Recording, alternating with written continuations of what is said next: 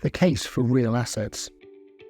While equity markets continue to trade well, it is worth taking a step back to think about possible risks to the outlook for financial markets.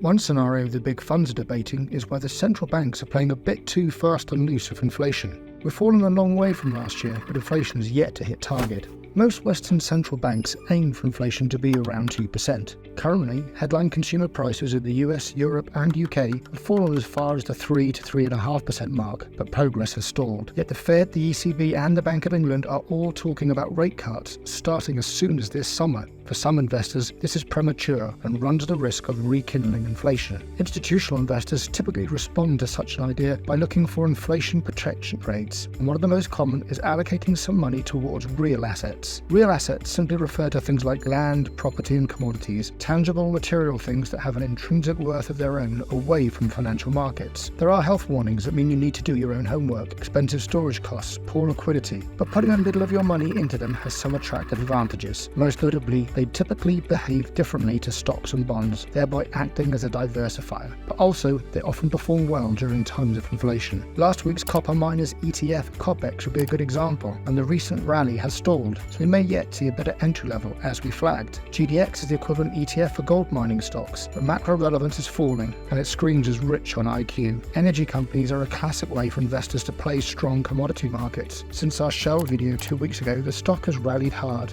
Professional investors are already pushing this inflation protection theme. One that is interesting is PAVE, an ETF that gives you exposure to firms involved in US infrastructure projects. The Baltimore Bridge collapse could make this especially relevant, and on IQ it is a strong macro play and slightly cheap to our model.